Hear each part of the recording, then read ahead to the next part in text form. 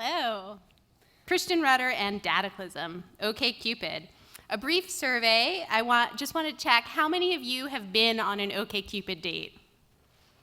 Excellent. We're at 98, 99%. All right. How many of you are on an Okcupid date right now? That's good, actually. I was a little worried. Good. All right.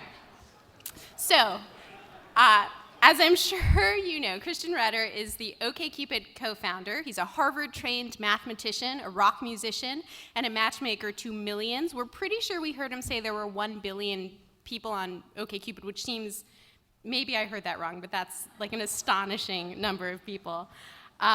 He's the author of OK Trends, the Okcupid blog, and is in the band Bishop Allen. He's here to talk about his new book, Dataclysm, where Christian's looking at the deluge of data that we're putting out there online, figuring out who we really are using that data, and also thinking about how to maintain privacy in this brave new world. And he's joined tonight by Jennifer Mertz, the editor-in-chief of The Bold Italics. So please join me in welcoming Christian and Jennifer.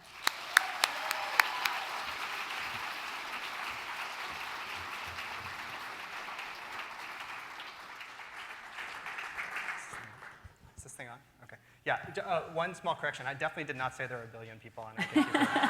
It's 10 million people. My credibility is destroyed before I even get out here. It's 30 million people, though, right? Yeah, we've had 30 million accounts created all time, but because online dating is only good for for one small portion of your life, we have about 4 million people who use the site every month, basically. But I also saw a stat that 1/3 of all marriages came out of online dating these days. Is that? I mean, there's no way for me to know that for sure, but I mean, I don't know. It makes sense. I mean, it's a lot of people coming through there for sure, and other sites too, obviously. Well, I want to talk about your book, but starting out, I want to talk about Okcupid and kind of the phenomenon you've been able to build up with your co-founders. So I was thinking, you started in 2004, right? And back in that era, you knew people, maybe there was an outlier that was on using Craigslist or using JDate. It was kind of 1 out of every 100 people that you met used it. And now your coworkers are on there, your friends are on there. So how are you able to take this kind of germ of an idea that people should be online dating and make it into such a huge thing that so many people use? Well, I mean, definitely the phenomenon word is not totally right. I mean, there's a lot of websites that I'm sure a lot of ones that people in this room use, like Pinterest or Facebook or whatever, that have this hockey stick thing where they start and they get launched and the world is thank you, or whatever, or just the people start using it. But it was a long, slow burn. Okcupid almost ran out of money in 2009, and we kind of turned a corner or whatever at that point. And obviously we're certainly one of the biggest, if not the biggest site in the U.S. at this point for dating, but it took us a long time to get to there. I mean, all we really did was try to focus on the problem at hand, which is to get people to send messages to each other. It's hard to get, I mean, just like in person, if you're at a party or whatever, it's hard to get guys to go up and talk to people they don't know, and women the same way. So though it's kind of on the website to make that happen. And that's what we still spend almost all our time doing, but especially back in the ancient times. So what were some of the big epiphanies that you've had along the way to get people to send those messages to each other?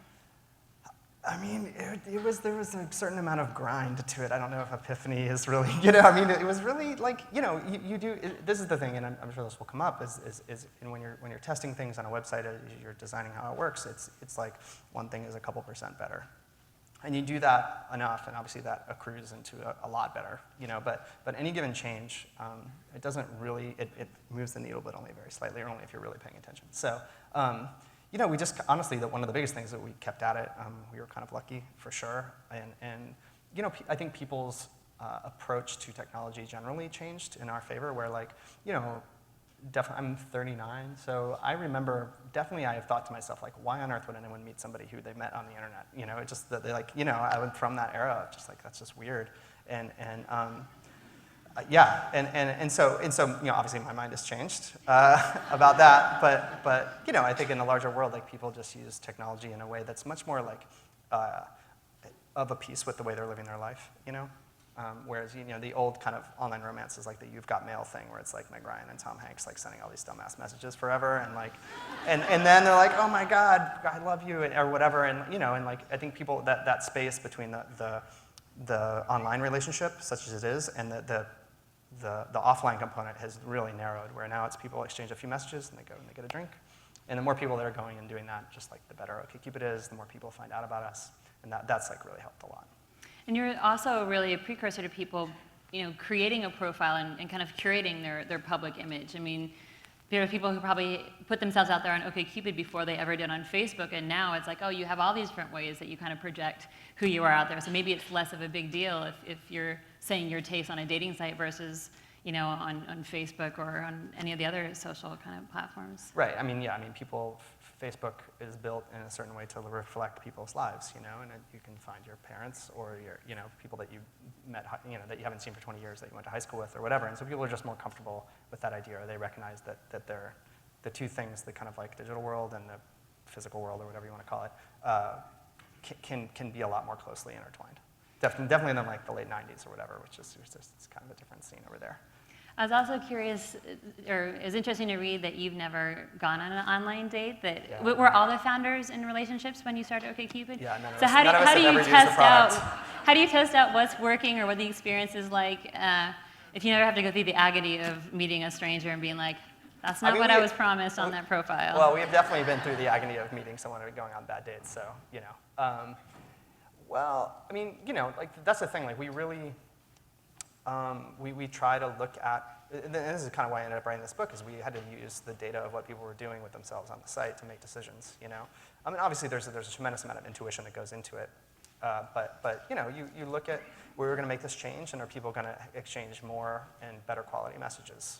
And that, it's like almost tautological. If the answer to that question is yes, you accept, you keep the change, and if the answer is no, then you get rid of it. So it kind of like, we could have really screwed up, and if that had been the wrong proxy for success, if this kind of message health idea didn't actually correlate to people liking and using the product well, I wouldn't be here right now. But so it would have failed. So if we did have a kind of intuition, it was choosing that as the metric, because we could have easily been like, well, let's look at page views. It's like how many page views. But in that way, it could easily be a marker of how dissatisfied people are. They're like, and they just go through and they don't like anybody, and your metrics are looking great, but nobody's actually having conversations that lead to dates. So what is the ultimate goal of Okcupid? Is it to get people to fall in love, or is it to get people to send a lot of messages? Well, no, I mean, that's the means and the end. So the end is to actually, well, first of all, like people can use Okcupid to go have a one-night stand or fall in love or like, whatever the hell they want to do is totally fine with us. But and the only way we measure, our proxy for that outcome is messages, because I think if we try to do surveys or any of this stuff, I mean, who knows? You could go run far afield that way. So, and people ask me, I think the subtext of your question is like, how do you run a business where the success case for the business is people quit using your product? Yeah. And like, I think that it is, we've never paid money, we've never advertised, So the only way that people come to Okcupid really is because they hear about it from a friend. They go to a wedding where people have met, and they're like, where'd you guys meet? Okcupid. Oh, cool. It might not be relevant for them at that point, but if they break up with their person they went to the wedding with, then they're like, shit, what am I going to do? So in the same way, people have roommates. Single people usually have roommates, and the dude walks out the door, and his roommates know he met this cool girl on Okcupid or whatever. And like that's how these success cases generate more than we lose from them. And I'm sure having your OK Trends blog has really helped too, because maybe you're out of a relation, or you're in a relationship, or you're not dating anymore, but you're really curious, like, how does this work? What's the science behind who I'm attracted to or not? And I would imagine your blog has also done really well to help bring people back to the site too, right? Yeah, for sure. I mean, it helps with SEO because legitimate enterprises link to our website, which is great. But it also it makes, especially this was, the blog launched in like 2009, and insofar as there was a stigma then around, there was more stigma then than there is now for sure, and it made it all right for people who are in a happy relationship or in a relationship to talk about a dating site. And it just made anybody okay to talk about a dating site, because you're having a dinner conversation, you're like, I read on this blog that, whatever, and it comes up, and then again, like people, that's the weird thing about running a dating site is, only a small portion of the potential audience out there actually needs what you're offering at any particular point in their lives. So, but people remember, and they're like, oh yeah, and then they get dumped, or they dump somebody, and they're like, yeah, I'm gonna try it. Okay, keep it, sure. So it really helped a lot, but that was a slow burn. Like it wasn't, if you go look at how many people sign up directly from the blog, it's like minuscule number. So it was really, it was like the equivalent of like a Coke billboard in Times Square where people don't see it and are immediately trying to find the next vending machine. You know, they're like, oh yeah, Coke, all right, whatever, and they get one at Chili's or whatever the hell it is they go to in Times Square. Yeah. So. Well, getting back to the messaging, one thing I thought was really interesting is how you kind of peel back and you're peeking at the messages people are leaving with each other. And I'll say too, you're not looking at individuals. Like you make it very clear in the book that you're not spying on Okcupid users, but you're looking at the data in aggregate, and you can see, for example, that a guy that cuts and pastes the same message, a very like personal sounding message of like, yeah, I'm really into camping and I lived in Montana for a while, whatever, that you're like, wow, this is to me. He cut and pasted that so many times, and he had a high success rate from that. And so Sure. I mean, yeah, it's like, yeah, I mean, it's weird. I mean, computers obviously are very good at recognizing patterns, and so, you know, and it's a common spammer practice to send the same message over and over again, because spammers are kind of basically lazy. And so we look for that all the time, just because that's how we bust them. Yeah, don't be surprised. If any real scammer would not be surprised by this at this point. But so we look, and so we know if people are repeating messages, and I might go and see, you know, there's people, normal people who aren't spammers when we go like dig into it, are doing this, and so yeah, it'll be these like really customized. I mean, some of them are just like, hey, what's up, and dude has pasted it to like 50 girls. But I'm sure a lot of people. And that you know, but sometimes people will be like, you know, yeah, I think there's one in the book where it's the guy kind of has this very like, you know, kind of flow of consciousness. I don't know if that's a right word, but in like this thing about architecture, and it's like very arcane and specific. And he said the same thing to like 40 women, you know, and. But it feels weird because a computer so literally can replicate things, but you know, definitely, first of all, people have pickup lines that they go to in real life. And then also, even deeper than that, I mean, I can think back when I used to go on dates, or when I've been doing interviews about this book. You know, you just run into the same questions and the same kind of situations, and you deploy the same stories, you know, almost verbatim. Not that I'm doing that right here, but you know what I mean. Everybody has done that thing where someone's like, "Where'd you get that scar?" or you know, or whatever, and it's that version of that. So like, that's kind of what I mean. Like the online dating might have been totally different than real world dating, whatever that means, back 20 years ago. But now, like a lot of the things that you see are so. The analog is so close to the thing that happens in real life, especially because, you know, with the shortening of the distance between the online exchange and people meeting in person, like most of what you have to say or whatever you're trying to pose in your profile basically gets fact-checked very quickly by people in real life, you know, so, and people still obviously exaggerate their height or they pretend that they make $5 million a year or something crazy, so like, that still happens just like it happens at a bar, but the kind of more material things where people, you know, catfish or whatever, it doesn't really happen in the way that I think a lot of people who don't know online dating well assume that it does. So. Well, I was also thinking about how online dating has changed our fantasies and our disappointments of what we expect to meet. It's almost like shopping. You can be like, well, I want some 9.5 size Marc Jacobs shoes, and they're going to be in this color, and you can flip through and find it. Just like, I want a woodworking guy who's like 6'5" and likes Yola Tango. Yeah, you know, and you think you can have this thing, and then he shows up and he's 5'5", and he kind of like sports what you hate or whatever. You know, it's like you create these huge things that you think you're meeting.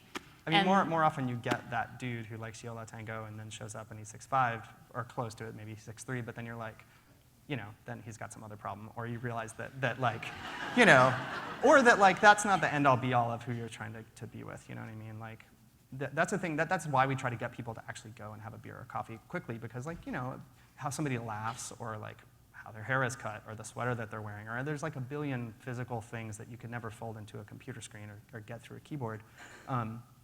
That are extremely important in deciding, like chemistry, right? And so, like, you know, that's the thing. Like sometimes I feel like people are over-selective because they feel like these things are really important, that you like Yola Tango or whatever, you know.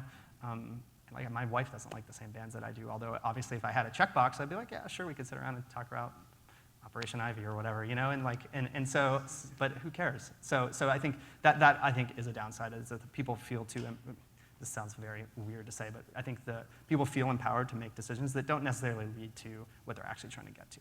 Yeah, and that's what I'm curious, like how does Okcupid is that something that you consider, you think about? Because I think, are we bossing ourselves in a corner by thinking, I can pre-select all these things until I get down the narrowest sliver of exactly the kind of man or woman I want?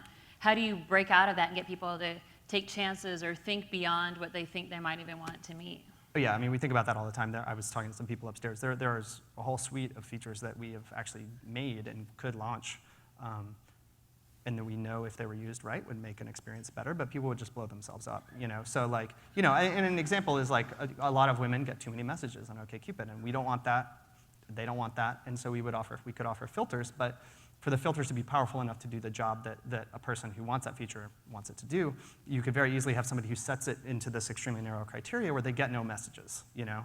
And then they're like, there's nobody, fuck this site, I'm leaving, you know? And so like that's like, we have to weigh that kind of thing all the time because you have to, it's the power user thing, and like, and also people just don't always know themselves, you know.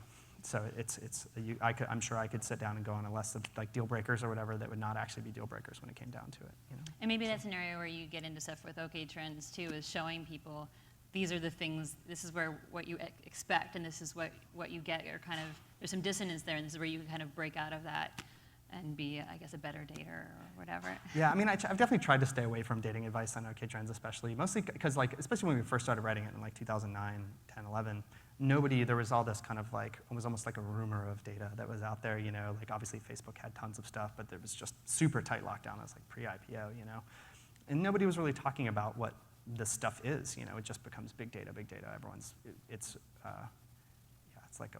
Anyway, it was just a mysterious and therefore especially threatening.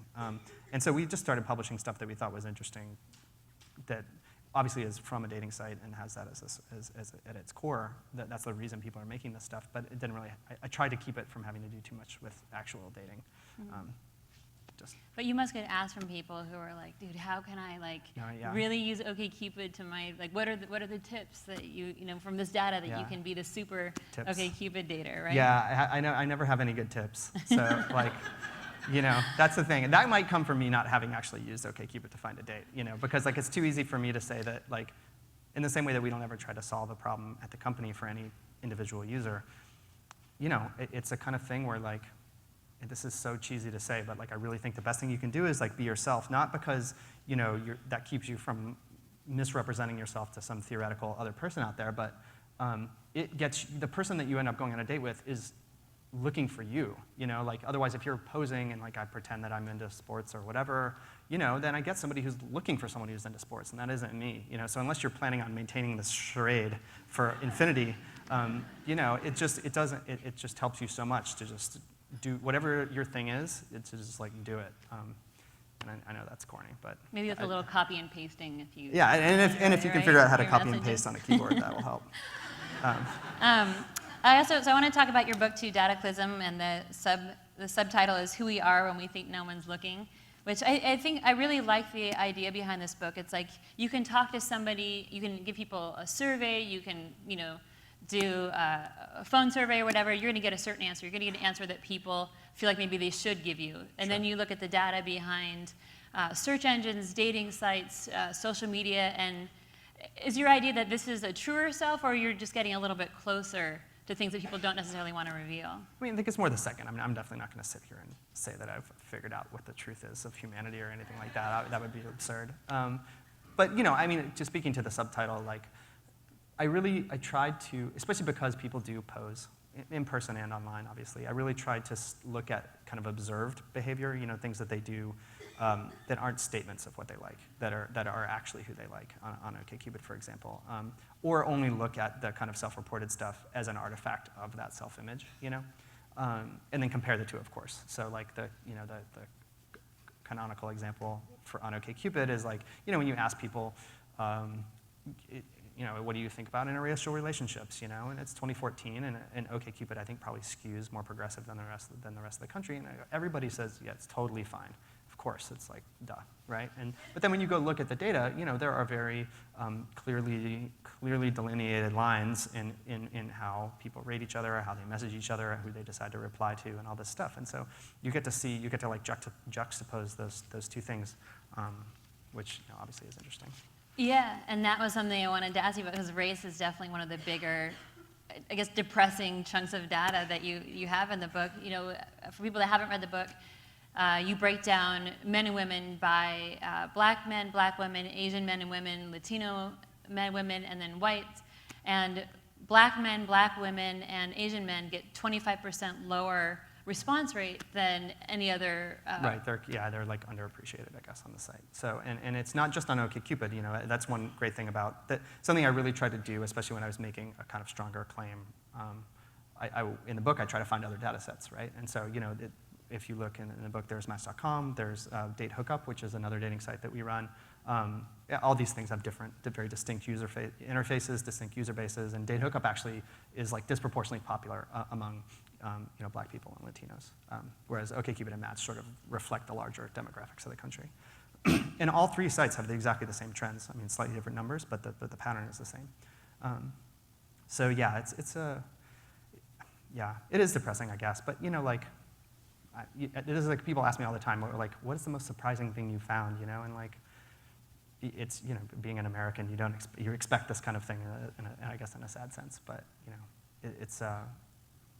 it is weird to see. You know, I grew up in Little Rock, and I went to Central High, which was like the high school in the South that was integrated per force by Eisenhower. It was the first one. So that kind of like discussion was just part of, and we learned about it in school all the time. So I expected something kind of crappy, but it's still the degree to which and like the pervasiveness, and through time too, like these patterns haven't changed in the 5 years we've been looking at this stuff. It was surprising for sure. So where does that come from? Because part of me can see, okay, well, people who grow up a certain way have certain cultural references. On one hand, yes, it makes sense that maybe you want to date somebody that has similar cultural references, but I was thinking about a friend of mine who's Indian, who is a gay man trying to date, and he messaged this white guy, and the white guy wrote him back and just said really bluntly, "You seem cool, but I only date white guys." And his mind is blown, and it's like, you can now imagine somebody saying that if you were like looking for a roommate, or if you were, Right. obviously interviewing for a job, any other situation where you're trying to you have a pool of applicants and you're trying to figure it out.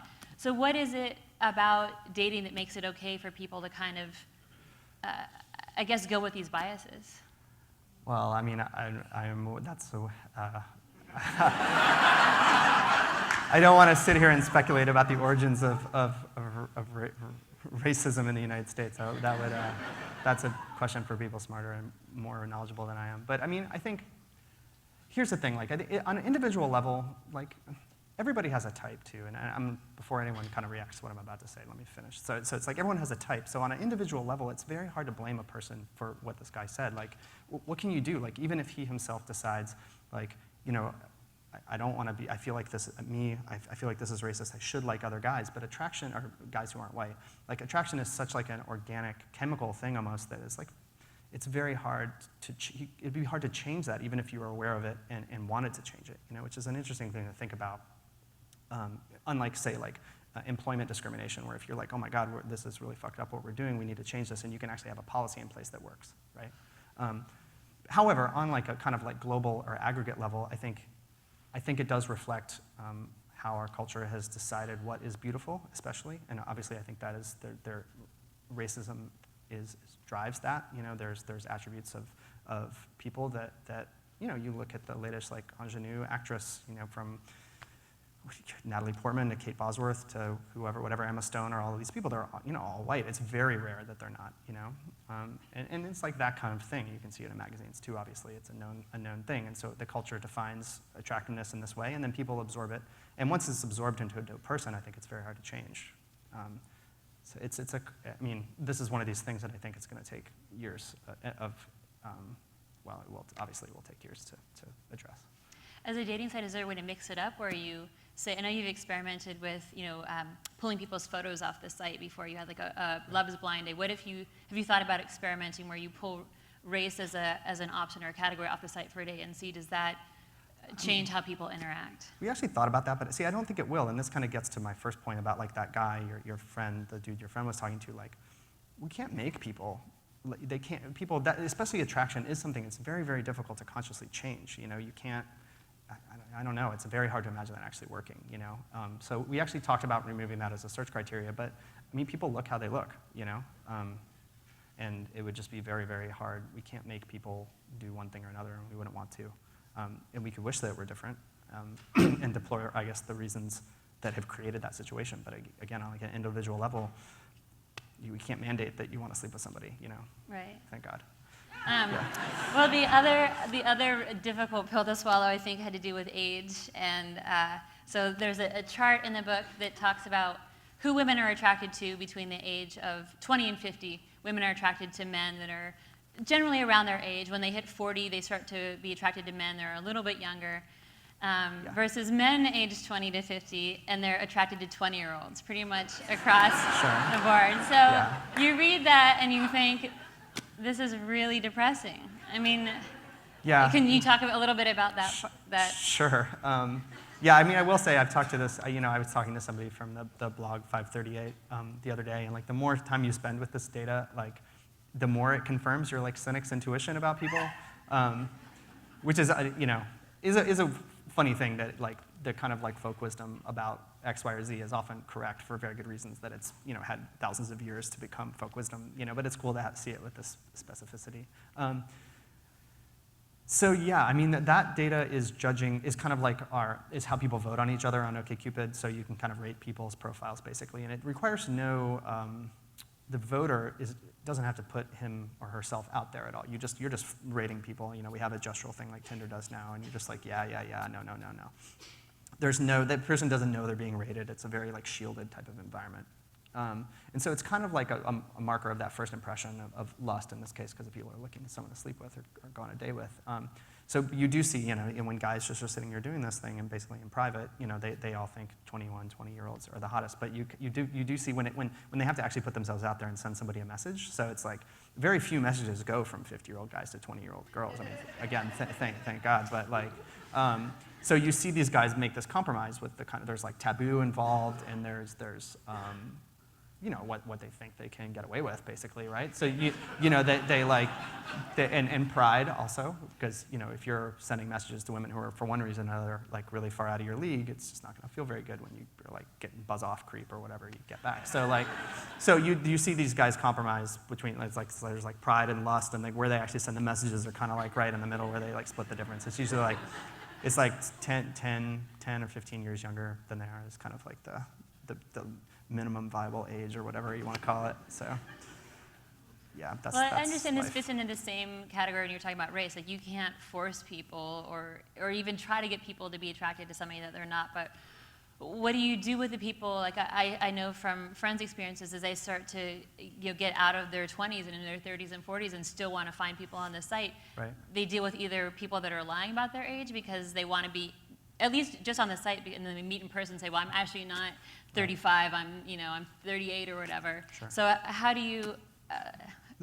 This is the good thing about, like, the data that you find in Okcupid reflects a kind of seedier side of people in a lot of ways, right? But the good thing about it is, in that situation, if say you're a 50-year-old woman, it can't possibly be a surprise that you're not as attractive as the average 20-year-old, right? I mean, I'm 39, and I know that I'm not as good looking as a random 25-year-old guy you pull off the street, right? So, like, but on Okcupid, it multiplies your chances, and the guys that you do meet just whatever 100-fold or something. You know what I mean? So like the numbers game of it, and I don't think of it as a game, but the numbers side of it and the liquidity of the dating market, if you want to think of it like that, is just so much higher than it is in person.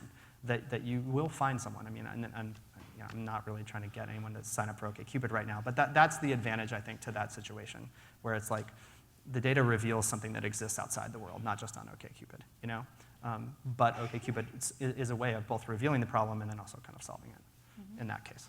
So. Well, you also, so I talked about some of the heavier stuff, but you have some lighter stuff in here too, which are the lists of words that men and women of different races use to describe themselves. And I know you said you don't have them memorized. No. But they're funny, and just to add some levity to this conversation, you I'm have, trying. because it's such a serious conversation, Yeah. but so you have, the most typical words for white men are things like ween, hunting and fishing, campfire, redneck, truckers, Jethro Tull. These are like some serious right. Classic rock bros who like, drinking beer. So some hardcore bros, some shit kickers. Brewing beers in there. For black men, it's dreads, neo soul, Luther Vandross, Tyler Perry, dreadlocks. And then, so keep going. So Latinos, there's a lot of stuff actually about music, salsa, merengue, cumbia, musica, and then Asian men, and for Asian women too, tall for an Asian. So you start to get in these clusters of information.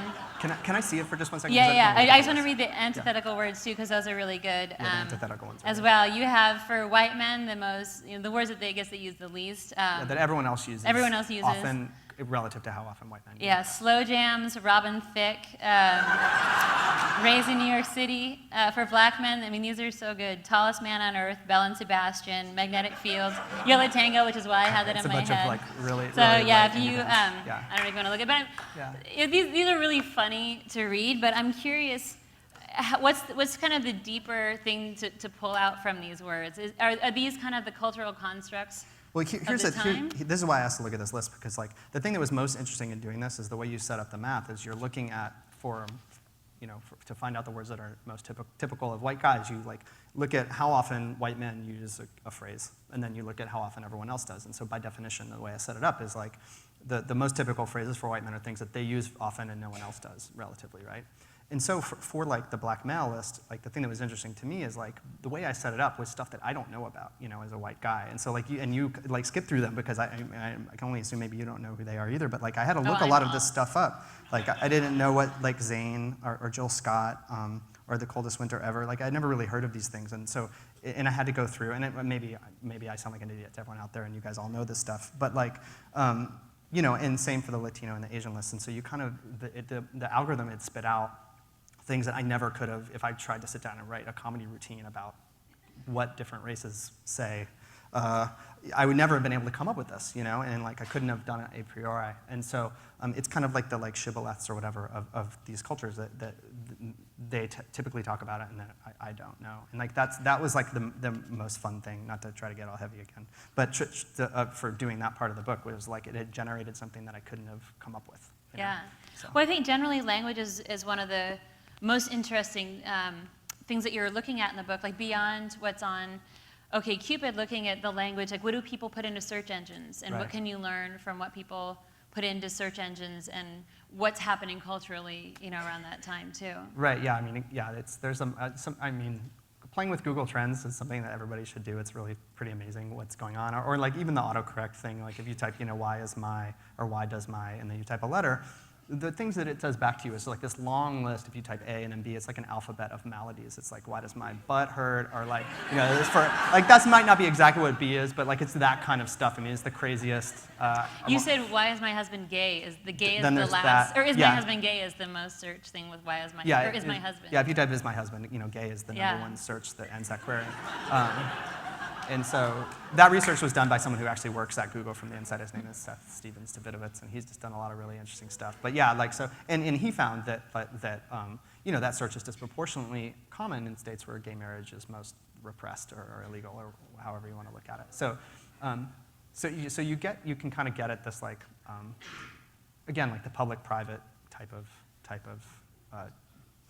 difference, the schizophrenic way that these things are approached, and And also predict things like you talk about gay marriage and people being a lot more, the public acceptance of gay marriage and the states where that's happening, and looking at where, I can't remember if it's where those kinds of things are searched more often, or where gay porn is searched more often. You can kind of see the... Right, I'm going to have to try to pull this out of memory here, but I think, yeah, Nate Silver had done a prediction about where gay marriage was going to be legal next, and he had run through this kind of like, he created this sort of like tolerance index.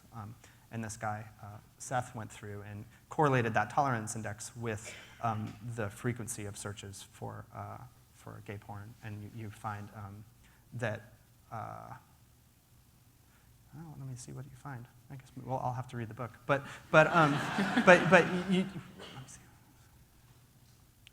I don't want to say they correlate because the searches for gay porn, the number of people searching, that's what it is. So places where it's, so the kind of underlying fact here of this data is that searches, the per capita number of searches that happen for gay porn is even throughout the United States. It's not any more or less in Mississippi than it is in San Francisco or California or Rhode Island or whatever.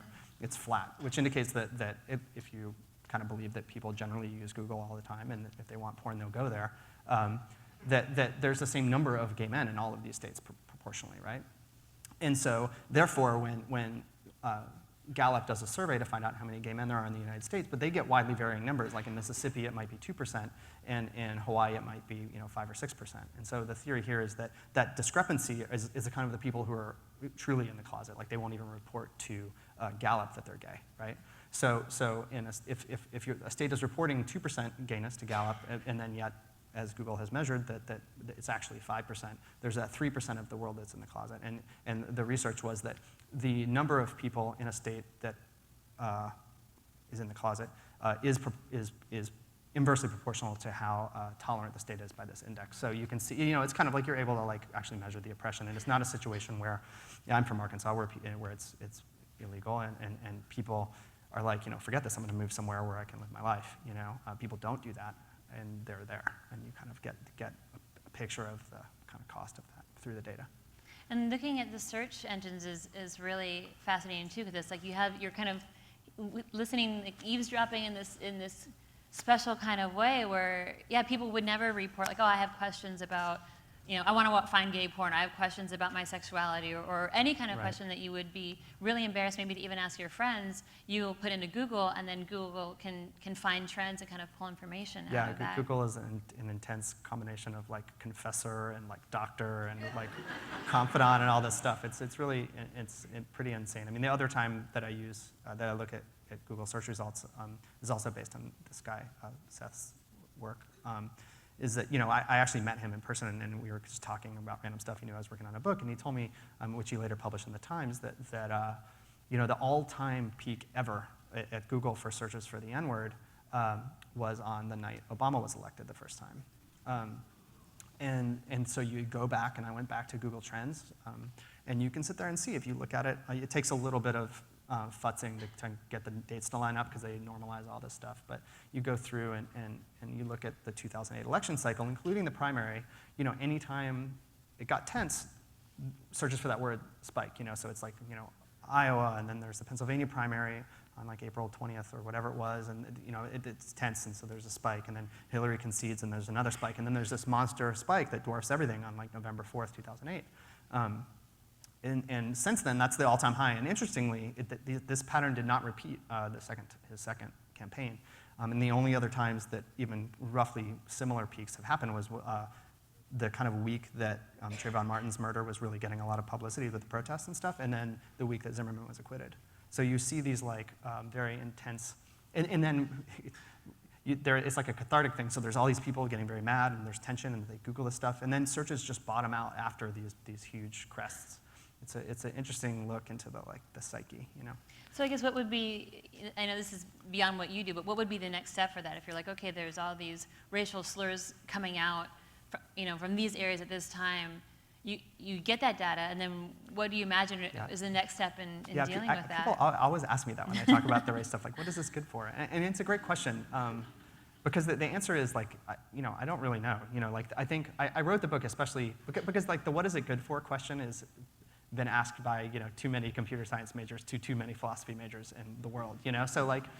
So it's a question that I like react against, even though it's in theory I'm the one who should be asking it. So like, I think there's value in knowing things, period. But then also for something like race, like it's something that's so taboo, it's so emotional. And it's so ingrained, it's so easy to take anything for granted or make these totally false assumptions that having data that you can go look at and that you can't really argue with, like helps people understand what's going on. And like that clarity can only be a positive thing, among people of goodwill, right? So it's like awareness is such a kind of like flaccid goal for anything, but there I feel like that actually is a worthwhile thing to talk, or a worthwhile reason to publish this kind of stuff. I mean, it does seem to be a theme of your book of like, I'm at least opening up conversations for people to take them from there. Right. On the more concrete side, though, you talk about Google flu, and you talk about people putting into search engines, trying to figure out what the side effects are of certain drugs before the FDA has even recognized that these are side effects. So in other cases, there are, it seems to be, you can pull search queries and kind of do something Sure. very concrete with Yeah, it, I mean, right? Google Flu was like a huge success story for their kind of data science team, and since people have called it into question, like how effective it actually is, and I guess last flu season it didn't do very well. But the thing is, I'm sure it will get better, and it's something that I think Google has done a really good job at kind of telling the story about how they use their sort of aggregated data to make the world a better place, whether it's in conjunction with the CDC or the drug side effects with the FDA. But I think Facebook actually does a lot of really interesting and positive research, but they just haven't done as good a job as like packaging it as a word, like Google Flu or 2 words, because they publish a lot of really like world-class scholarship that comes out of there, or at least meaningful papers. It's like been very interesting to see that arise, both at Google and Facebook, because obviously those places are way bigger and touch many more people than Okcupid. To see them sort of take up this idea that there's something for the larger world to learn about from what they're gathering or what people are giving them. And then another area you look at is Twitter. So you look at search engines, social media, dating sites, and then Twitter. Mm-hmm. And one thing I thought was fascinating, even though you're like, well, I guess it sort of makes sense, is people really like to attack the easiest targets on Twitter. And the angrier you are, the more you like really wrangle people up, the higher your ranking's going to be on Twitter. And you talk about Justine Sacco, who made the unfortunate, very inappropriate AIDS joke when she was flying to Africa, what country in Africa, and then people started this hashtag, has Justine landed yet? And just this like how we're really eager to pummel people and how that raises people's rankings in general, which kind of goes along with the media, I guess. Right. If you write really angry blog posts and you wrangle people up, you're gonna rile people up. Yeah. Yeah, I mean that chapter in the book, I kind of take a more anecdotal approach. I mean that happened with Justine, and beyond the substance of what she tweeted, which I think she would agree now was a bad idea, obviously, but also it was offensive, and you needed to kind of know her, which obviously the world doesn't, to know that it was a joke and it didn't go off very well even at that. So take that and put it aside, the content of what she tweeted. But the reaction, no matter what she had said on Twitter, was so out of proportion. It was like, she lost her job, which is one thing, but if you look at the data, she had been sort of called to task by 60 million people or something in the first 24 hours of that phenomenon. And when it reaches that degree, then you have people that take it upon themselves to go follow her around or call her family or all this crazy stuff. And I'm definitely not trying to make a martyr out of anyone in particular, but the scale of rage was so out of proportion to even if she had said something truly vile, which people do on Twitter every second, that just made no sense. And so, but it was kind of like, when you hear someone use a word that you haven't heard before, you sort of hear it everywhere. And so she did that on December 20th or the 21st, and then over the next 2 weeks, I saw 2 other people be sort of subjected to this rage machine. There was a girl in high school in North Carolina that on the turning of the new year to 2014, she tweeted out, which was way more clearly a joke. And if you go look through her Twitter feed, it's full of jokes. She's actually really funny. She was like, I can't believe this beautiful world is 2014 years old, implying that the calendar date is how old the world is. And people just went crazy, that thing was retweeted, that one tweet was retweeted almost as much as Katy Perry's, New Year's, she has the most followers, Katy Perry's New Year's greeting, and Lady Gaga's, just completely out of proportion. And, the first kind of round of the retweets were haha, or you gotta be joking, but then the farther you get away from her in the thing, it's kind of like the crowd throwing the stones, people just start to disassociate from what's going on, and people are you're an idiot, you're dumb, obviously they're getting a lot more personal, and then there's go kill yourself, and it just people in Denmark are telling her to go kill herself. It just makes no sense. And so, and she actually, I didn't talk to her personally, but she did talk to and did some interviews that I read, and she's kind of just blew it off, which is to her credit, but it is definitely it's an insane lever that you can. It's you have a fulcrum and a lever long enough, you can move the world, and this it does, and for very bad reasons a lot of the time. Yeah, I go back and forth because sometimes I feel like somebody will say something really idiotic, and especially in San Francisco, there's usually somebody that's ready to tweet out something that's very people say idiotic, things and then in New York too. Newsflash. Yeah. Well, I was thinking specifically about people who have worked at tech companies and made cracks about homeless people or whatever, and these things build up, and then it's the same kind of crazy death for whatever kind of thing on one hand. But on the other hand, it does help move a conversation forward. So it's the same kind of idea where you can either hide these feelings and nobody knows that you think this about homeless people or about black men or about whatever, and it never gets talked about, or you can say your opinion and get, pounded, but ideally, I guess, these things will continue to help us have a conversation about, class, race, these sorts of things that we think, oh, we're beyond all that, and yet these things poke out to show us that, we're not. Yeah, for sure. Although, to the extent that any of these people are sort of civilians and not like actual public figures, I don't know the tweets that you're talking about in California or here, but people are saying awful things to each other all the time, everywhere, and it's just like the amount of just ice cold rage that it generates. I'm not convinced that's actually very productive. I think, like somebody in Justine's case, like somebody, a snarky webmaster out there decided to register her name and had it redirect to donations to some site to a charity that collects money to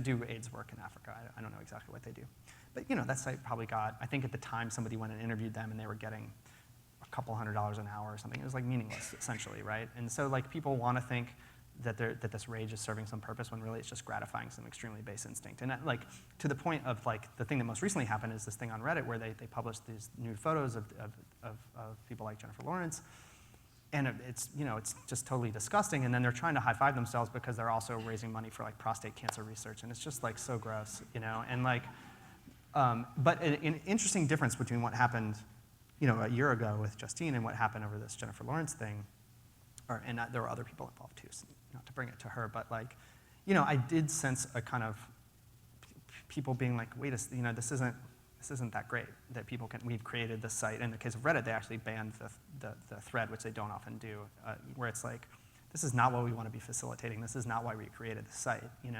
and it's an amount of soul searching that heretofore has been pretty rare. And so I just, I think, I was talking to somebody about this on the phone about a couple weeks ago. Like, I think, these things are so new that kind of etiquette and even just understanding are trailing far behind the actual practical implication or the practice of these things. And so, like, I'm hopeful that the understanding and the etiquette are catching up. And so, yeah, I haven't been checking Reddit very often lately. I'm just kind of like, I'm out. So. Well, I think another area too where we're trying to figure out the middle ground. We talk a lot about data, and a lot of the data in the book is either kind of stuff about language or stuff that's kind of fun, stuff about dating. But when you get into the deeper things about how is the government looking at information, how is the government looking at activist groups or certain organizations, then it's not as fun to say, well, this is the words they're using, this is what their messages they're sending to each other. So you want to talk about that kind of. Yeah, I wrote the book to tell the kind of like what I feel like is the positive side of something that generally is either scary in the government case or kind of just like dollars and cents, sort of boring in the marketing case. But I think a very important difference of what, and I don't know anything about what the NSA does any more than any of you guys. Obviously, I don't have an inside man over there. But I will say, like, when you post a baby picture on Facebook or like something, like, they don't care. Nobody is looking at what you're doing. They're looking at it all in the aggregate, and maybe it's to try to sell you something. Most often it's probably to make the site better, but they're looking at it's all added up. Like, if I go do something on Facebook, they just don't care what Christian Rudder does. Not only do they not care, they can't even find out, really, unless somebody goes rogue, and I'm sure they get fired. But the big difference between that and then what the government does is they do care about the individual. Like, they're really looking, when they start wondering about what's going on in the data, they're not trying to wonder if people are more or less angry about the United States. Some people are, I'm sure, but when it gets down to it, they're trying to go arrest somebody, and like a particular person, not some cohort, So like, that is when it gets scary, because they're parsing that thing in a personal way, whereas Google, Facebook, and definitely Okcupid, we're trying to like find trends for a variety of reasons, but nobody's trying to track any individual down or ascertain anybody's motive. So, yeah, that the NSA black box is definitely pretty frightening, but for that exact reason, that they care about you if you end up on some list, I assume, or trigger some flag in their thing. But you also made an interesting statement. It was something along the grounds of, you can tell people all you want to worry about privacy, but most people aren't really going to care. And I kind of agree with that. I mean, I have younger cousins that you can tell them all you want, like don't post photos of yourself drunk all over the internet because employers will search that stuff, and they're like, every weekend that's what you see. Maybe they're going to go work for Budweiser. I mean, not that NSA is going to care about that, but we're a culture now of we love to overshare and get likes and get feedback and put more and more and more information out about us. And it's fine if you're like a middle class person with no strong, political necessarily affiliations, and you're kind of just floating through life. But if you move into one of the fringes and you're not doing anything dangerous, but you're oversharing still, are we moving in a culture where people should be more concerned about privacy, or is it more up to the people that have this data, no matter what it is, that they need to kind of lock it down and make sure that they're not going to be sharing it with the government and make it clear? Yeah, I mean, if you're planning on acting against the government, do not do it on Facebook. That is my first, if there's anything anybody takes away from this, that's what you should know. Go ahead and disable that right now. Pin all the guns you love in one. Yeah, don't go doing that. Yeah, I mean, it's an interesting question. I mean, but I feel like people's, yeah, I mean, everybody has their own take on privacy, and there's a very valid kind of theoretical reason that even a person that has nothing practical to fear from the government would be bothered by the fact that they're basically recording cell phone conversations and all this other stuff. And so, yeah, I mean, the government side of it is, I don't know. I mean, they're like an organization that supersedes all of this other stuff, You don't, I mean, unless you really plan on completely checking out, like completely, and even then I think that means like not using your credit card. I mean, it'd be virtually impossible. That's the deal, I mean, I'm not here to justify or say that's a good thing at all. It's a bad thing, but that's like where my ability to see what's going on ends. I know what happens at Facebook more or less because that's also what happens at Okcupid, but the government side of it is unfortunate. And like, unless people decide to elect people that they actually believe are going to put a stop to this sort of thing, then that is what it is. I mean, someone, whether it's Obama or Bush, they're, in theory, exercising the will of the people on this, unfortunately. And so I think, it's a weak argument for sure, but that is something that I wish weren't the case. Not to campaign for any particular ideology here, but like this is the kind of thing that you can only solve at the ballot box, I think, because those are laws. Nobody can do anything about that, or they're either laws or they're illegal, but still no one can do anything about it. And we talked through a lot of different parts of your book, but now that you were kind of had your head down in data for so long, and you're pulling back up, and you're doing a lot of interviews about it, yes. What's kind of haunting you and sticking with you and resonating with you about humanity, how people kind of operate based on the numbers that you've been looking at for so long? Yeah, I mean, God, that's a tough one. What is resonating with me about humanity? I mean, all the memories. I don't know. I mean, I try to. Let me answer a different question. Because the thing is, you live with this stuff for so long. It's very easy to just absorb it, and it becomes like a reflex. Like, I don't know if somebody who follows sports every day ever gets that surprised by LeBron James or whatever. It's just a thing that you sit around doing all the time, even though objectively it is remarkable, right?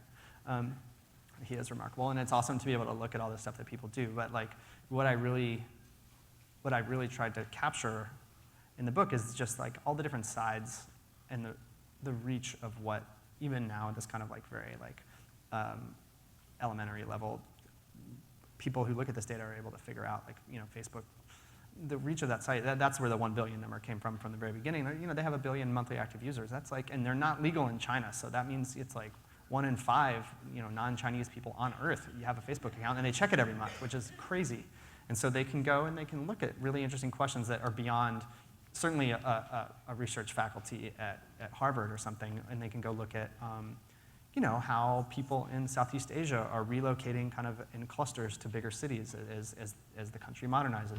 It's the kind of thing that happened in the Great Migration in the United States in the early 1900s, people moving to Detroit or Kansas City or Chicago or whatever. But they can go actually look at that thing happening in other places that they would never have even thought probably to investigate. Not a lot of research dollars going into this problem, or this phenomenon. It's not a problem.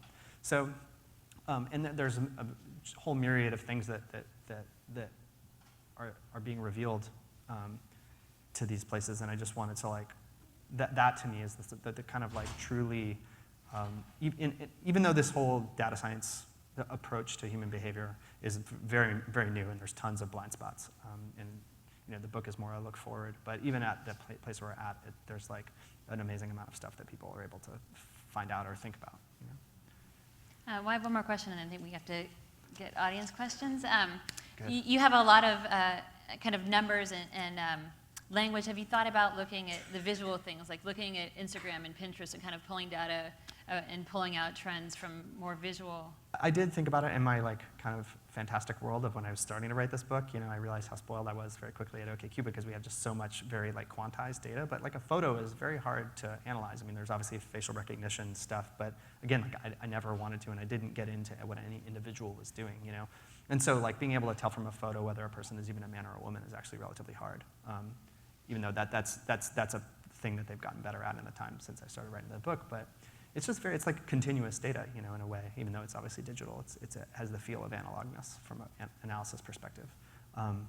So I would have loved to do that, and maybe in 5 years when there's some sweet API, I can write Dataclysm 2 and look at that stuff. But I tried really to limit myself to things that I felt confident in, which of course is a limitation. So. I'm ready for audience questions now. Yeah. Right, So cool. Christian will take questions from the audience. If you can come to the aisles, we have microphones on both sides. Okay, cool. Anyone? First question? Thanks. Oh, maybe up here. I'm going to stand up. All right, here we go. First question. Hi. Hello. So, first of all, my husband and I met on Okcupid, so thanks for that. Yeah. So I'm curious about inclusivity. So it seems like there was a choice made relatively early when other sites, weren't having options for same-sex relationships. You guys have always had LGBT, Right. non-monogamous people looking for one-night stands, people looking for activity partners, which I always thought was a funny category. So how did that decision? For us. How did that decision happen to be so inclusive? Sorry, they say that last little part. I was talking like an idiot. Just how did that decision happen to be so inclusive? Was it to get more data? I know you're coming at this from a math point of view, but were there social? No, we made that decision very explicitly because in 2003, like the big site was eHarmony, and they didn't allow that, and they had such a curated sort of prescriptive idea about, we're going to give you a soulmate. Here's your 2 matches a day.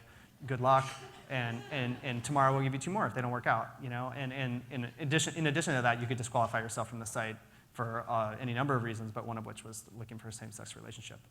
So we were very, very, knew that from the beginning. And a question that the thing I thought you were going to ask actually is why we don't support kind of non-binary gender. So I'm going to go ahead and answer that very quickly.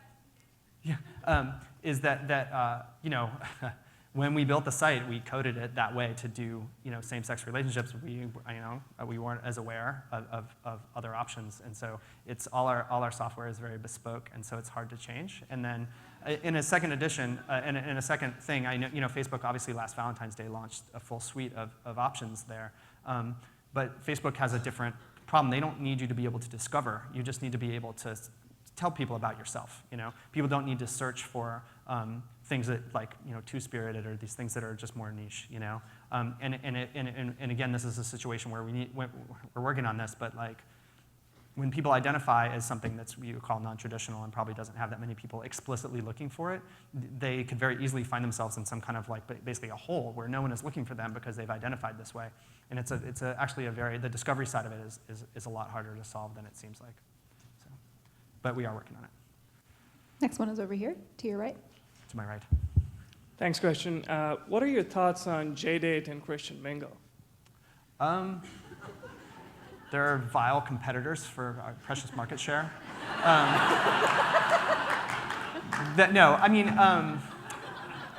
There are totally fine sites, and JDate is a little bit different than Christian Mingle. Christian Mingle is, I guess, for the same reason that most people in the United States, if you ask them to check a box about their religion, they would check Christian. It is a much more just kind of mainstream alternative to something like Match.com. Obviously there is a cross, and that's part of the deal, but it's a little bit different. JDate is interesting because it is the one example, I think I was talking about this with someone earlier, it is the one example of a niche site that is actually a legitimate site. Obviously, I mean, they have maybe, I'm gonna guess 50,000, 80,000 subscribers. It's a real thing. Whereas you see, there's so much like puffery involved in the online dating industry where you see like farmers only, or, you know, there was like, the New York Times wrote an article about Okcupid 2 days ago, and an example of a site that they said was like threatening us as like sea captain dating or some garbage about how like, you go please check this out because you will just be like, what is going on? Because it's like for sea captains who want to date, it's like the stupidest, most absurd thing I've ever seen. There's just no way, it's not a site, you know? And so, and of course, you know, but people assume that there's all these niche dating sites and there's all these sea captains out there trying to date online, you know? So I respect JDate for having pulled off a very targeted thing that they wanted to do, and it actually worked. So I'll say that. Next question over here on your left. Hi, thanks. Hi, I had a yeah. quick question about Match versus Okcupid, since Yeah. Match owns you guys. Yep. You mentioned earlier that there are about 4 million people cycling through a month on Okcupid. I was wondering how that compares to Match, and if you think money is the only determining factor, and also whether you've seen differences, like interesting differences in the data on both sites, like if people send more messages on one or different language on one, stuff like that. I don't have total visibility into Match's data, which includes actually their monthly active user number. I'm going to assume it's about the same as ours, but I don't actually know. I think the one interesting thing that's different about that I've seen for myself, how the Match ecosystem is different than the Okcupid one is like, on Okcupid, if you look at how guys rate women, it's a very like even curve. It's a little bell curve. Basically, there's a lot of women who are kind of like average attractiveness, and there's a few women who are very good looking and a few women who are ugly, just like you would expect there would be in the real world. But if you look at how women rate men, it's way shifted down to the left. Basically, they think like every dude is ugly on Okcupid, which I did when we first saw it. We were like, oh god, you know, game over. We have terrible guys. This thing is gonna die. But we went and we tested it against a random set of just dudes, and I found our pictures are actually just as good as average guys. So really, it should be the same bell curve. But what's happening is, I have a slide about this, and I gave a talk, and the guy right before me had described this experiment that he had done. He was a behavioral psychologist, maybe some kind of a social researcher, and they did this experiment where, you know, they had in the college quad, they had a really good-looking woman and a good-looking guy, and they would go up and they would go talk to. They would go talk to people, and the experiment was in 3 phases. So the first thing that they would say, they would kind of chat them up, and at the end they would be like, hey, do you want to go on a date? And they got about the same number of yeses, the guy and the woman, from the people they were talking to. The next iteration is they go up and talk to people, and at the end they say, hey, do you want to come home with me? And so the woman, when she says this to guys, gets the same basic like, yeah, so it sounds like good, let's do this, you know? But the women, of course, are just like, wait, and they got a very low response. And then the third question, which I don't really know how they went and did this with a straight face because it's so obviously dumb, but they were like, hey, do you want to go have sex with me? And of course the guys are just like, sounds totally normal, let's do this. And the women got nothing, you know, or the women gave the guy nothing, and they were like 0%. So the way where I'm going with this is like, so Okcupid, the kind of proposition of the website is semi-casual, but it's like legit. We're trying to go on dates, but people do use it for sex. So it's kind of in the middle. The curve is a little bit more towards no, basically, right? Where on Match, they overlap almost exactly because the proposition on the site is like, hey, do you want to go on a date? It's very like a desexualized situation. And then, you know, on a site like Tinder, which is the kind of like hookup part of it is much more foregrounded, even though obviously you can use it for anything. You get the kind of yes and no wave much further apart, even still. So it's like you can actually see that kind of behavioral thing like play out in these curves, which is cool. Next question. Next one's over here. Hi there. I was on Okcupid, and I remember there was one question. You guys have all those like hundreds of questions that you ask. So many. And there was one that always stuck out to me as interesting, which was no means no, and you had 4 choices. And I don't remember what all the choices were, but obviously one of them is always, one of them is sometimes it's a yes in disguise, and there are 2 other options. Sure. I don't know if you guys do analysis on all those questions and stuff, but I was curious. Well, as a side note, I was also intrigued because that question is a little vague, because as a guy, I don't know if I'm answering no means no to me or to the woman, you know. Yeah, I mean, these questions are user-generated for the most part. So like Okay. somebody wrote this one. So I was curious. To I authorial intent. was just always struck because there were a surprising number of women, maybe 1 in 5, something like that, who would say something other than always no means no. And I I don't know. I don't know. I'm hoping you can like interpolate a question out of this. I'm not even sure what my question is, but it was just a very you're like you're, what? you're digging a hole and trying to get me to jump in there with you? Yeah. I mean, I don't know what to make of it, because that stuff like that does, especially these days in California. You may have heard of like the yes means yes law that's proposed in California. No, I haven't. It's a very topical issue, and I don't know. For sure. Yeah. Yeah, I mean, look, that question, I don't know the data, and we didn't write that question. This is the perfect example of a bad match question, because like, it's obviously asking something extremely important where people can answer in ways that they're interpreting, they're saying one thing, and someone's going to read their answer as something totally different. So, this is why like we let the users generate the questions, and there's a certain amount of like algorithmic bubbling up that happens to the best questions. But especially about 3 or 4 years ago, for exactly this reason, we kind of took over sort of with editorial control, like edited and made sure the questions like made sense and were accurate, and made the first like 100 or something questions that you see are actually ones that we've actually like seen and made sure that they're reasonable, basically. So your next question is on your left, and it's about statistics. Great. So you mentioned that you think of yourself as a data scientist and you're going to conferences with scientists and stuff, and some of the analysis feels kind of like exploratory, like, hey, I wonder if we looked at which words, Sure. White people said more than other people said, what would they be? And then you look at it and the post is kind of like, isn't this interesting? Yeah. And some of it is more, I mean, like you had this outage where you cut off photos for a while, which has the feeling of like a kind of carefully designed experiment.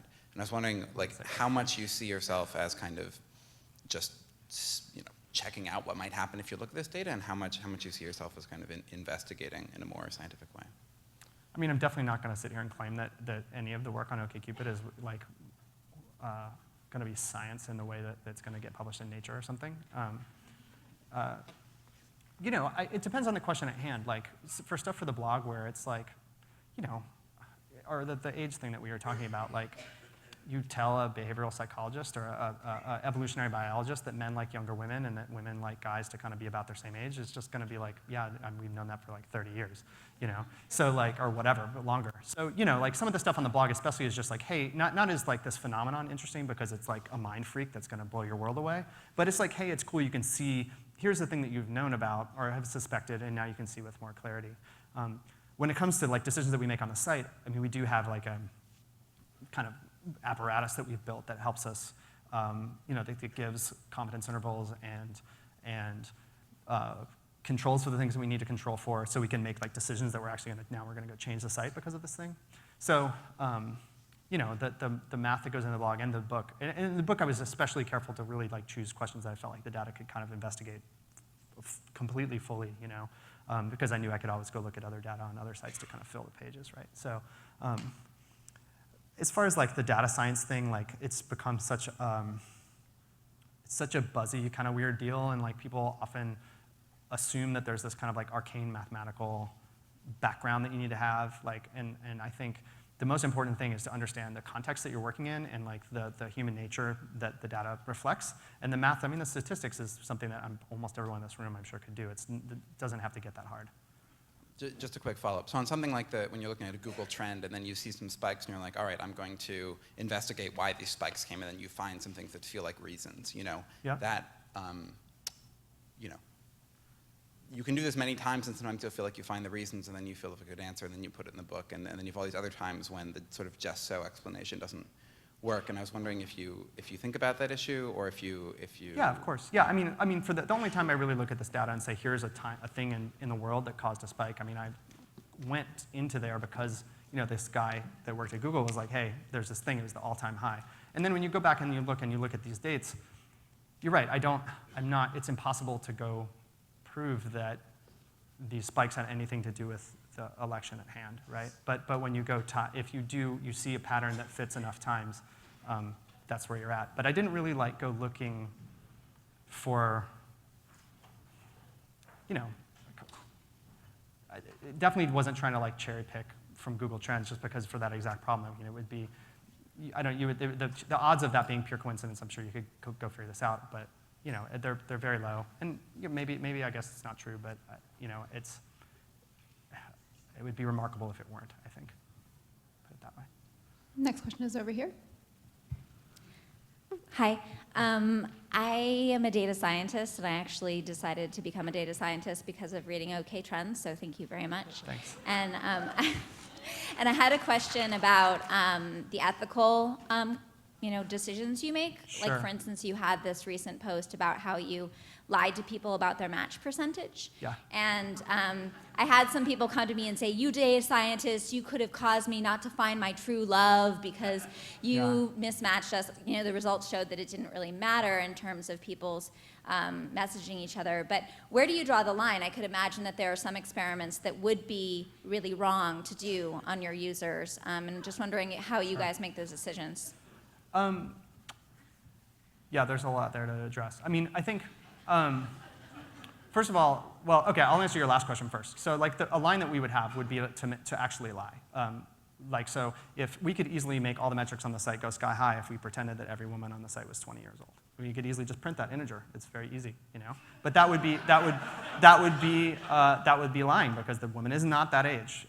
But for this algorithmic question, like, a lie needs a fact, right? So, like, an algorithm on any site, whether it's Facebook's newsfeed algorithm, for which they generate a lot of uproar when they modify it as well, or our recommendation algorithm, that is an opinion. Everyone should know that. If you're getting a recommendation from a site, it is the opinion of the site, essentially the opinion of the people who wrote the program. So these programmers, whether it's at Netflix or whatever, and they exercise that opinion through code.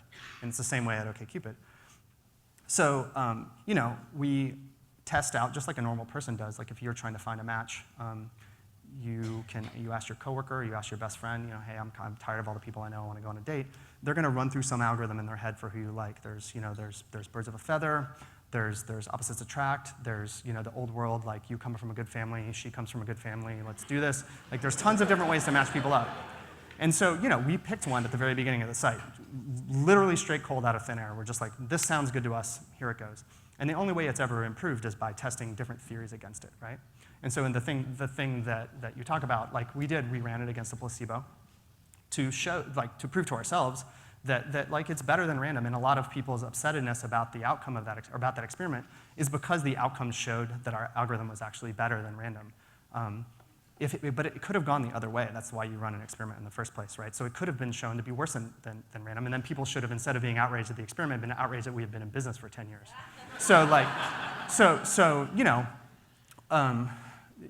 these trials, whether it's on Okcupid or it's on, Google is doing the same thing to find out a better way to get you what you want. It's a recommendation, right?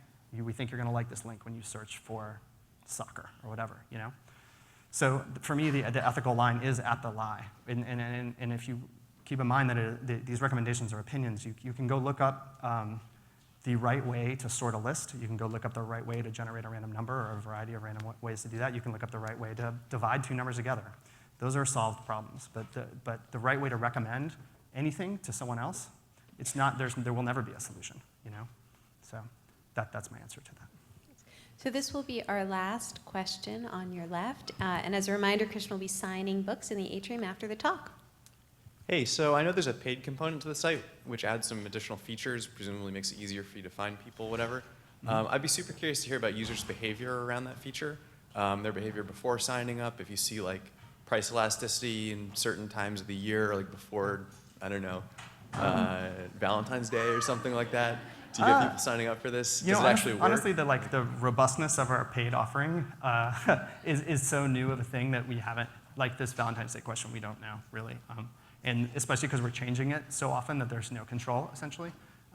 Or especially historically, we can't go look at how A-List was doing 6 months ago and compare it to now because it's just a totally different deal. Yeah, there is, the pricing stuff it's just exactly what you would imagine in a textbook. It's that there's no, like, aha there. It's interesting to sit and work on it in a mathematical way, but it's not that exciting. Does it actually track with people's reported income levels? I actually don't know that because I think that those reported income levels are just total bullshit. So that we just like uniformly disregard on the site. I went through for the book. I actually went through because I knew it was going to be a ridiculous number. I went through and counted the number of millionaires that are on Okcupid, and it's more than are in the United States according to the IRS. So it's like it's just that information is should be taken very salty. Yeah. Thank you so much. Yeah, my Thanks, pleasure. Christian. Thanks, everybody.